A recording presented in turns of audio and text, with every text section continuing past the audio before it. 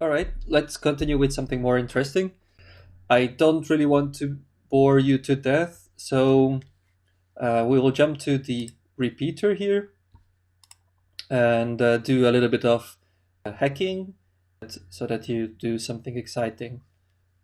So what you can do with the repeater is to take one request and repeat it. So very clever name. You can repeat requests. And the point is that if you find a request which seems interesting, then you can set it to a repeater and start playing with it one by one. You can just change one parameter and see what's the response. So if you look at the user interface, I have already a request here. And what happens, you have the request here, you click on go, and then you get the response here. So you can always immediately see what the response was. And you can just go back and forth between requests. So you play with the parameter and you change it, and then you get an error message. You can just go back to the status when you still got some valuable response. So repeater is very simple. You just take request and play with it as long as you find a stable attack. What we are gonna do now is we will try to exploit a cross-site scripting attack in the WebGoat, and we'll do that with the repeater. I don't really want to go into details now what the cross-site scripting attack is. You can either look it up here in WebGoat, it's actually described here, or you can Google it a little bit. I will just quickly summarize it now. And if you don't understand, then read a little bit about it. So a cross-site scripting attack is when you can manipulate an input in a request, so an input parameter, and then you get a response, and the input string, what you gave, will be built in the response, the HTML code of the response. And if the server doesn't validate the input parameter correctly, or it doesn't escape the response or the input string in the response, then what you can do is you can put HTML code in this input parameter, and as it will be injected in the response HTML, when it returns to the browser will think that that's also part of the HTML code, and it's going to render it. And what you can also do, you can put JavaScript code inside the HTML what you put in, and then the browser will execute this JavaScript code. And why is that good? So cross-site scripting is like the buffer overflow of web applications. It's at least as widespread as buffer overflow, and it's also as dangerous. So because what you get the ability to execute any kind of JavaScript code in the user's browser. But you can do whatever you want with that. You can try to steal the session cookies or users' credentials to get full access to the application, or you can try to steal data from the application by requesting data from the server and then sending it to your own server, or you can actually load other pages in the background where you can embed some exploits against the browser itself, and with that you can exploit the browser and get full access to the user's computer. So you can do like really a lot of things with cross-site scripting. We are not going to do that. We'll just experiment with that a little bit, but I encourage you to try to imagine scenarios what you could do with a cross-site scripting, what you could do if you can execute JavaScript in the client's application. So what we're going to do is come to in WebGoat to the cross-site scripting and then to the reflected cross-site scripting attack. Reflected means that the input the attack what you put in will be executed immediately in the response. So in the next page, what you get after submitting the data. Okay, so you get this nice input field here. We have quite a few fields what we can exploit. I'm going to take this nice little test string which has like all the weird characters what might be useful in an attack. And I will just paste it here in all input field to see whether any of them is exploitable. And then I'm going to click on purchase. Now you get this nice error message here. And something is weird. You don't see this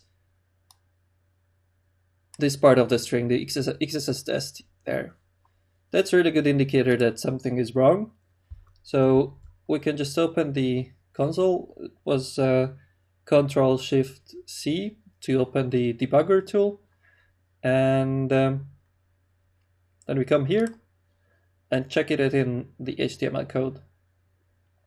Oh yeah, all right. You can see it actually here immediately that this is the error message from the server. And you could see that although you put all of this XSS tag here, the browser thought it's a valid HTML tag, so it added the closing tag to it. So the browser thought that was a valid HTML and tried to render it. That's why you don't see the string itself, because the browser rendered it as HTML. That's what we want. This is the most simple example of cross-site scripting. All right, we know that we have something here. And if you just look at the error message a little bit, it says you entered instead of your 3-digit code. So we had to put in our 3-digit code here.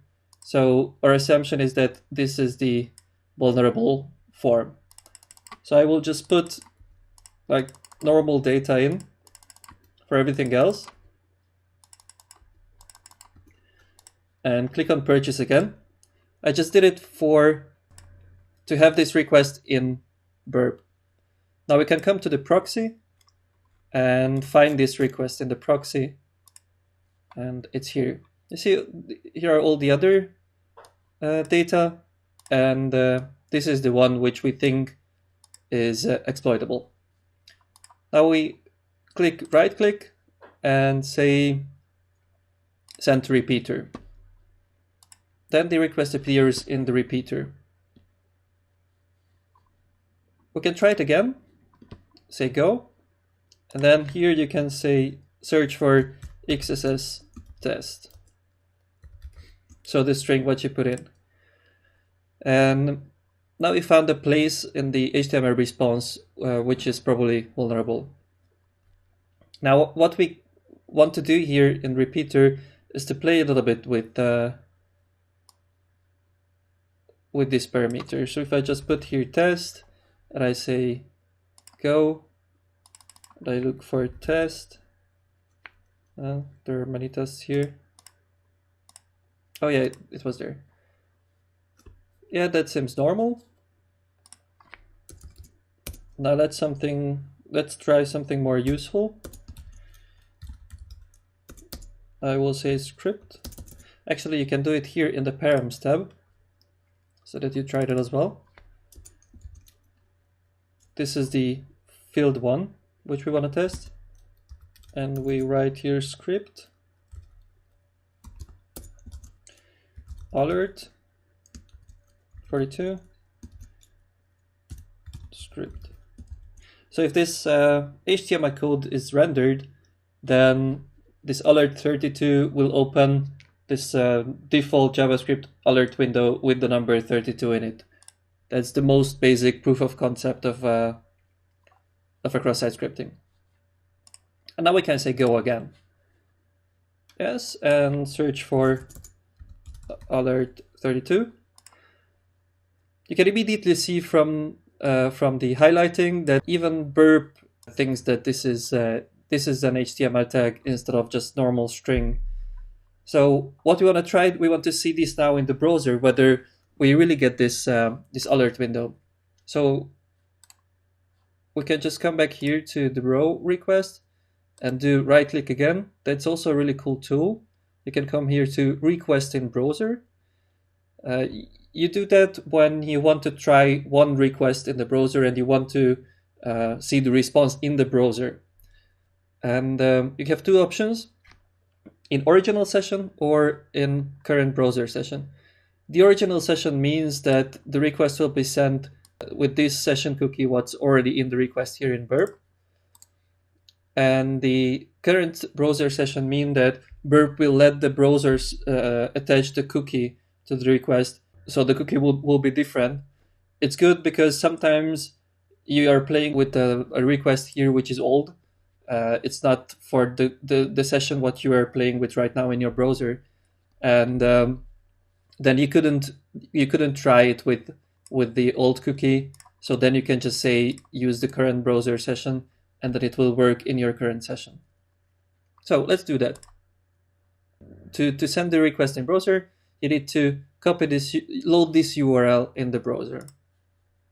What happens in the background is that Burp will know when you're loading this URL, Burp will know which request you want to send, and it will send the request and allow the response to the browser. So I open a new tab, and I'm loading the request or the URL, and ta-da! That's the cross-site scripting. That was the JavaScript code what you're injected. So if we're clicking on OK, then we can inspect the HTML page again. You come here, it says whoops, and here is your script tag what you're injected. So what this essentially means is that if you get the user to submit this request, then you can execute whatever JavaScript you want, and you can do whatever in his browser session what you want and what's possible with JavaScript. So you have like endless possibilities, more or less. Now this time this was pretty simple because we knew immediately what to do.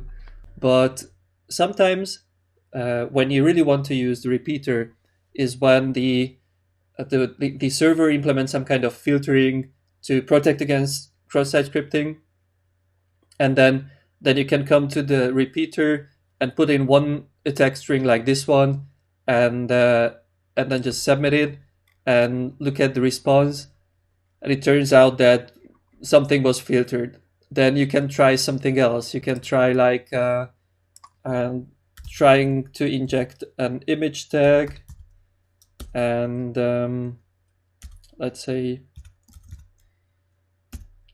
load some non-existing image, and do and in the on error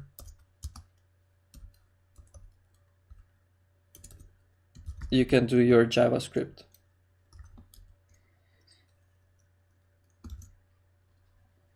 And you can try that one, and then you can come here and search for alert, and you will see that okay, script tag was filtered, but the image tag was not filtered. And we can also look at it in the browser.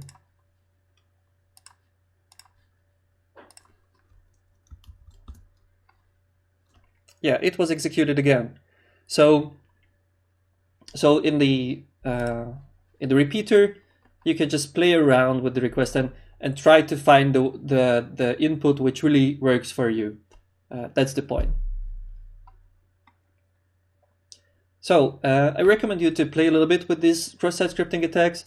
You can try the other ones here if you're interested. And if you feel comfortable with cross-site scripting and with the repeater itself, then continue to the next section, and we'll check out something else.